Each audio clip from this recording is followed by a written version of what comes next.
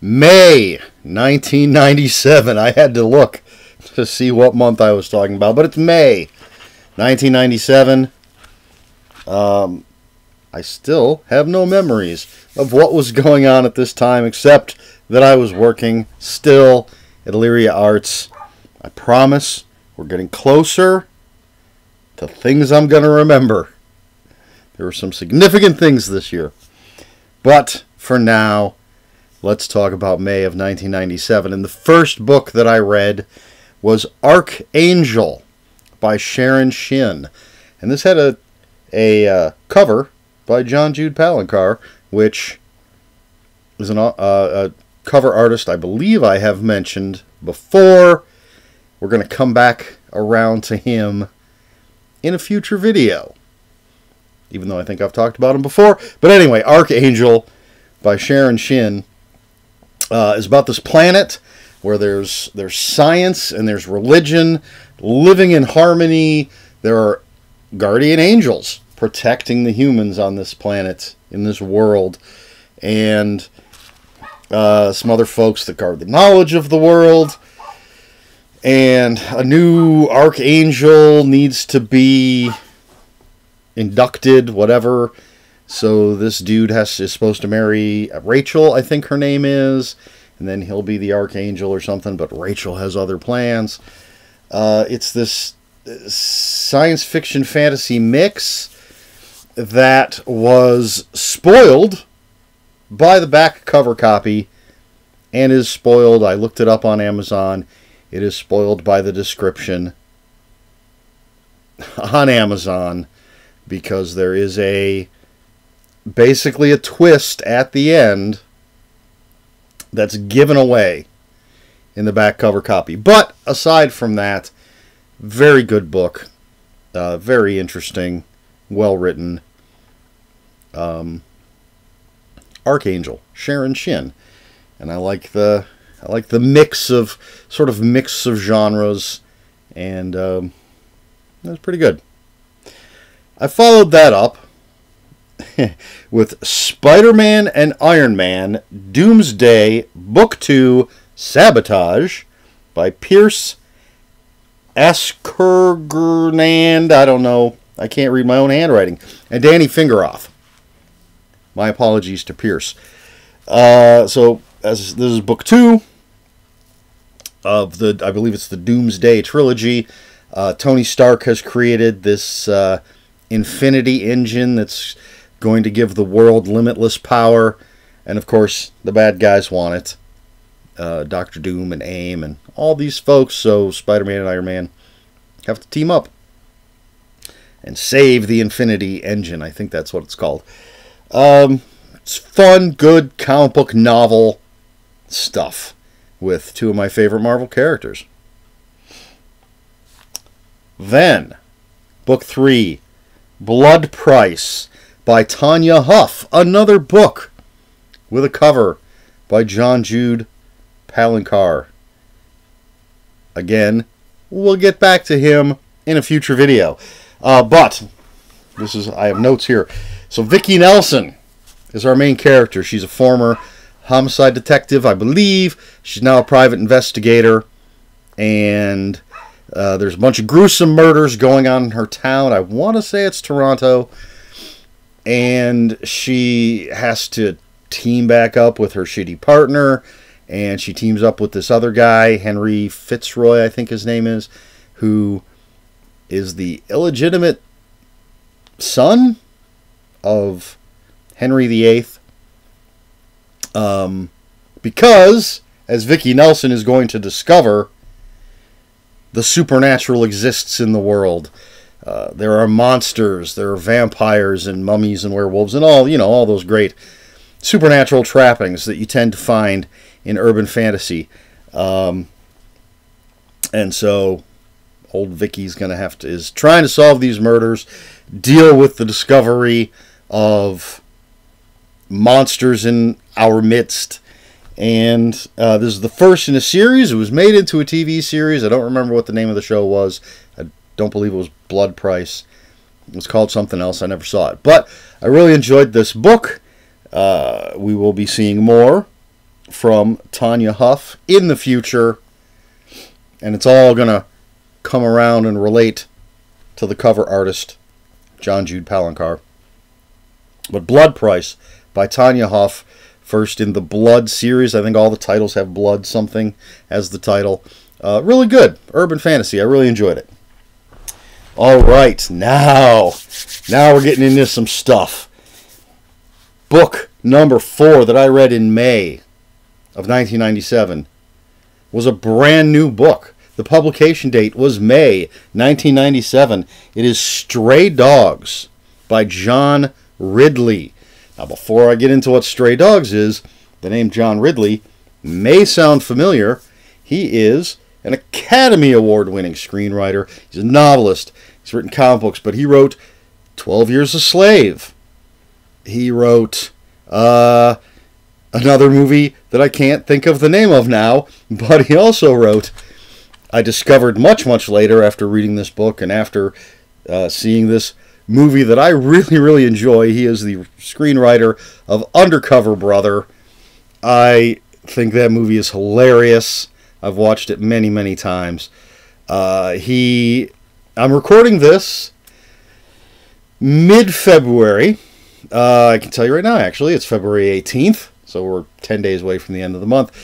He's been writing Black Panther, the Black Panther comic book, for the past 14 months, because March will see the release of his last issue. I believe it's issue 15 of his run on Black Panther. He took over from Ta-Nehisi Coates. I'm never sure if I'm pronouncing his name correctly. So John Ridley, kind of a big deal around here. But anyway, Stray Dogs. I didn't know. I'd never heard of John Ridley. Don't know what he did before Stray Dogs. It just looked like a really good crime noir book, and it is.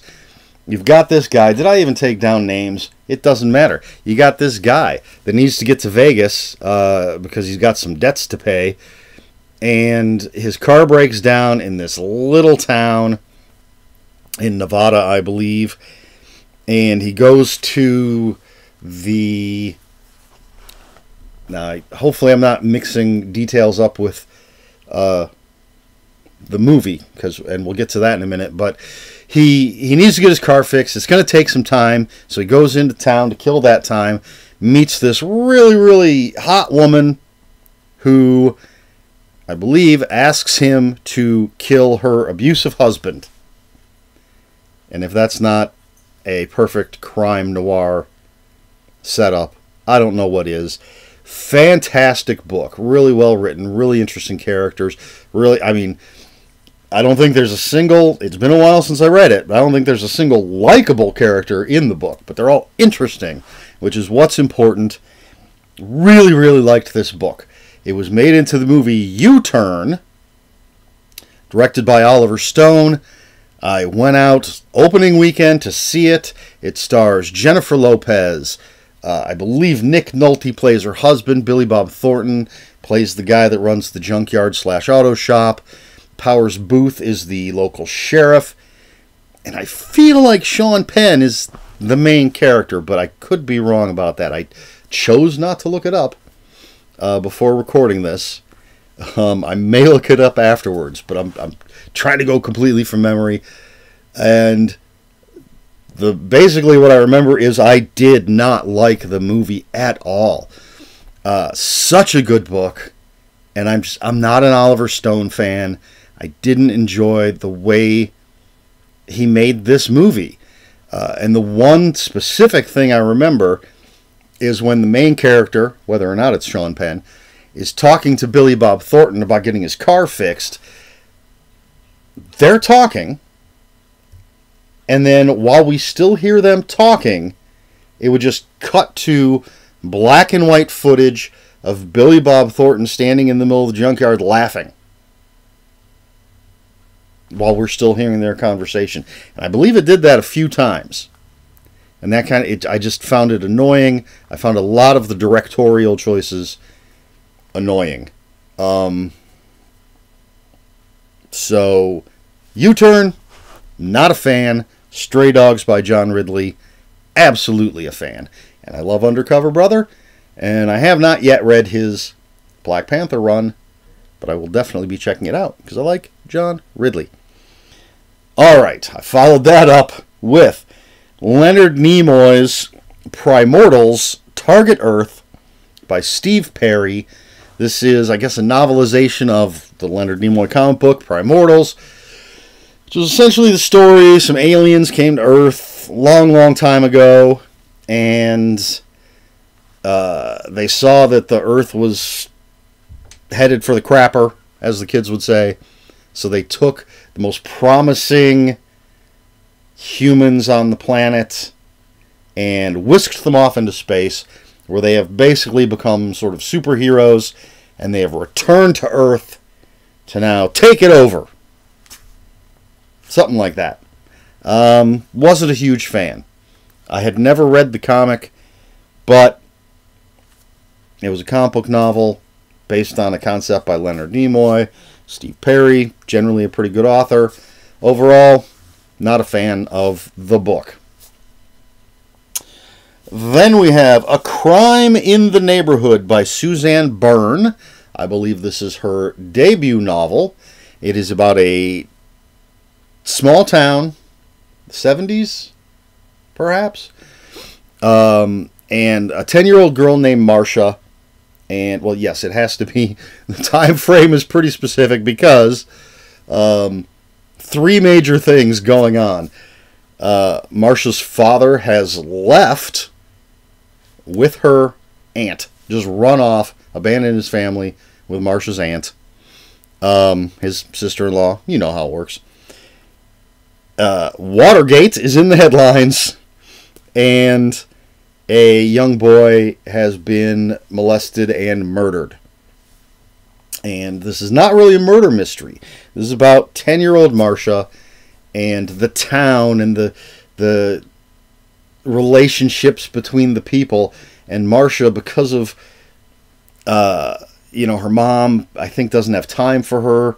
She has siblings, and now her mom's a single mom who's abandoned, and there's been this murder, and Marcia is keeping I think it's called a book of evidence, and I believe, so it's her observations, it's what she thinks. I believe some of it gets out and causes, I don't know if witch hunt is the right way to put it, but it causes problems, because people, if I'm remembering correctly, take what she thinks and take that as sort of truth. Accusations flying, I believe. Anyway, pretty good book. Pretty interesting, but it is not, at its core, it's not about that murder mystery. It's about Marcia and the people of the town. So, A Crime in the Neighborhood, Suzanne Byrne. Next up, back to Spider-Man. Spider-Man Lizard's Rage by Neil Barrett Jr. This is one of those young adults, chiller books that they were putting out. And this one, looking at it, I had to look it up. I wouldn't mind having this again. It's not only does it have the Lizard, my favorite Spider-Man villain, but it also has Morbius. So there's a scientist. Morbius wants this scientist. The Lizard wants this scientist. Spider-Man has to protect this scientist. When I was looking at the description, I didn't quite understand why she needed to be protected from Morbius. Because it says, the Lizard wants this scientist to help him create a lizard army. So yeah, we don't want that. I get that. But Morbius wants a cure for himself. I guess because he wants to kidnap her and force her to do it, she needs to be protected. But I would think curing Morbius would be a good thing. Either way, it's a young adult thriller chiller with Spider-Man, Morbius, and Lizard. Love Morbius, love the Lizard. It's like $15 for a copy on Amazon. I may pony up the dough. Alright, then we have Pepper Pike by Les Roberts. This is the first book in his, I have to look at my notes, the first book in his Milan Yakovich private detective mystery series. And they take place in Cleveland and its suburbs, its surrounding area. My mother is a huge fan. I believe she's read the entire series. This is the only one that I read. I think it's always cool to read something set in your neighborhood, essentially. And since I live pretty close to Cleveland, outside of suburb range, but close to suburb range, I thought this might be interesting, but I don't know. It didn't grab me. Oh, I suppose I should. It's so Yakovich, he's a private eye, and this rich guy hires him to be his bodyguard for like 12 hours, but when Yakovich shows up, nobody's around. And then the next day, the rich guy's wife calls Yakovich to say, my husband's missing, I want to hire you to find him. So murder, crime, the mob in Cleveland, all sorts of stuff. And it is cool to read things that are taking place in places you have been, but I wasn't really a fan of the writing style. It didn't grab me. The character didn't grab me. I tend to like this kind of... Well, I shouldn't... Should I say I tend to? I guess maybe I just have specific tastes. You know, if you've watched this series of videos, you know I love Robert B. Parker's Spencer books. And his non-Spencer books generally, but love Spencer. Love Elvis Cole, the PI series by Robert Crace. I go back to the Philip Marlowe books by Raymond Chandler. I feel like there should be more off the top of my head, but you know, I like private eye detective fiction, but this just didn't work for me. There's a whole series of these books. My mother loves them. I wasn't a huge fan, but it was fine. I can't say anything really bad about it. It just didn't grab me. 2 more books for the month of May, 1997. And the penultimate book was Hellboy, The Lost Army by Christopher Golden with illustrations by Mike Mignola. I've heard his last name pronounced a number of different ways, so I just go with what I'm comfortable with. So in this book, we start with, let's see, I'm checking my notes, obviously. In 525 BC, 50,000 Persian soldiers disappeared on a trek looking for an oasis. I believe it says where the Libyan border would be today. Jump ahead to 1986, and a British archaeological group has gone looking for this oasis and evidence of this lost army. They disappear, and so the BPRD, the Bureau of Paranormal Research and Development, I believe, they're called in. Hellboy, their best investigator, and his crew are going to go looking, and it's Hellboy, so you know there's going to be monsters and ghosts and battles and cool stuff. Now, I had read Christopher Golden before this, and I think, pardon me a moment, I'm going to move my leg. Again, if you've watched this series of videos, you've heard me mention Christopher Golden before. He wrote some Buffy media tie-ins. He wrote Daredevil, 1 or 2, I believe 2 Daredevil novels. So I'd read his stuff before, but only his media tie-in stuff. But there was an introduction to this book, and by the way, I have a copy of this book. It is over there somewhere, but it is so buried.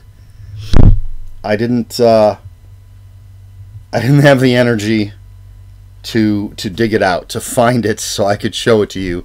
It does have a great Mike Mignola cover, and there's like, I think, 86 illustrations in it, but it is a prose novel.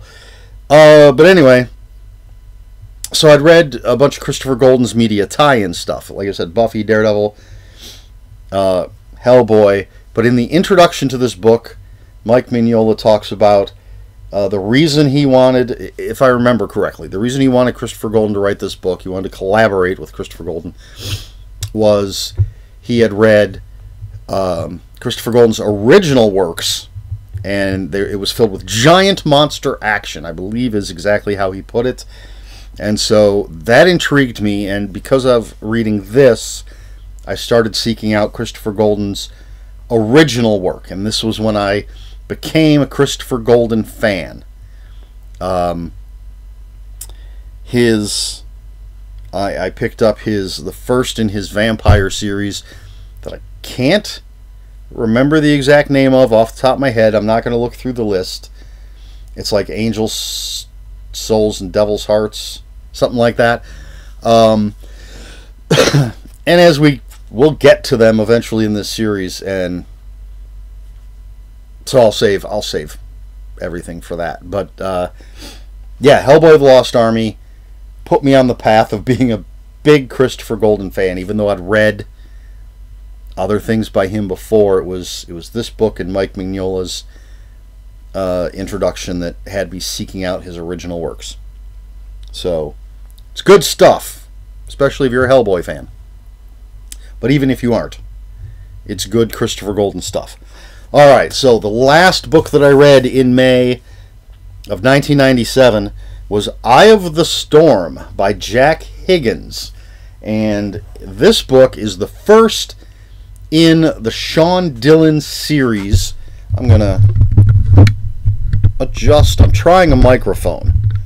And the legs aren't very stable. It keeps sort of... it's got a little tripod legs, and they keep spreading out, and the microphone sinks. I don't know if... We'll find out if it makes any difference in the sound quality. But anyway, back to Eye of the Storm by Jack Higgins, #1 in the Sean Dillon series. And in this book, we meet Sean Dillon and Martin Brosnan, who were compatriots in the IRA, the Irish Republican Army. But they went their separate ways, and Sean Dillon became a terrorist. Basically a terrorist for hire. And in this book, he is hired by Saddam Hussein, and Martin Brosnan is the person brought in to stop him because he knows Sean Dillon better than anybody else. And this is one of those, one of these stories that Jack Higgins liked to do, where he would fictionalize real events. And what this all leads up to in this story is is it 1991 mortar attack on 10 Downing Street from Iraq. I'm going to leave it at that. I'm a huge fan of Jack Higgins, and I couldn't name off the top of my head how many of the Sean Dillon books I've read, but I have read quite a few because I've read a lot of Jack Higgins. And he has a tendency to be able to make sympathetic bad guys. His protagonists will be bad guys. Sean Dillon is, as I said, at least in this book, a terrorist for hire. And just being part of the IRA, in some people's eyes, would make him a bad guy. But there's 22 books in this series. So, I mean, you have to have a compelling character, I think, generally speaking, to have a series last that long. I like it. I like this character. I like... It's a thriller. It's not... One of the things I like about Jack Higgins is he doesn't bog down like Robert Ludlum or Jean Le Carré, however you say his name. Another name I've heard multiple ways. But some of the biggest thriller writers, for me, really, their writing gets bogged down. It's so wordy. And Jack Higgins, it's breezy. His writing is nice and compelling. And he writes interesting characters, fast plots, fast-paced plots.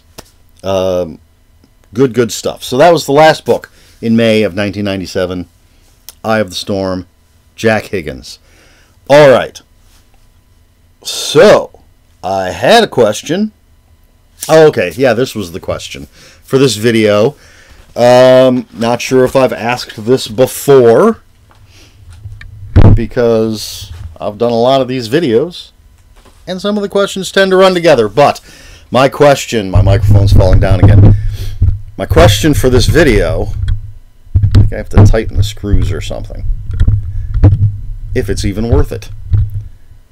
Well, my first question, does the sound on this video sound any better or worse than in previous videos? But the real question is, do you enjoy reading books or seeing movies or TV shows or whatever, but you know, we're talking about books that take place in your area? We can be very specific. If you've read a book that takes place in your city or is very close by cities, or even if it's we can go a little more vague and say cities you've been to. I've already mentioned it's something that I enjoy. It's a nice little treat, and it's not just my area, the Cleveland area, but if you ever saw the movie Sideways, Paul Giamatti, Thomas Hayden Church, Sandra Oh, I know there's other people in it, but about wine tasting and wine drinking and stuff, and they go to Solvang, California, and not only have I been to Solvang a number of times, but in the movie they go to a restaurant that I have been to. I was watching the movie and I'm like, I've been to that place. I think I've been in that booth that they're sitting in. I just find it fun. It's nice. It's like I said, it's a little icing on the cake. But what do you think? Do you care? Do you not care? Let me know in the comments below. If you have any comments, questions, or corrections, please put those in the comments below. Comments are open for spoilers. Just post a spoiler warning. We try to be polite here on my channel. Please like, share, and subscribe. All the usual YouTube stuff. If you'd care to follow me on other social media, my Twitter is @Ronin5757. My Instagram, where I post pictures of books, comic books, board games, and fuzzy animals, is ErikSmith5757. That's Eric with a K, ERIKSMITH 5757. That's all I have for you this week, so until next week, read more books.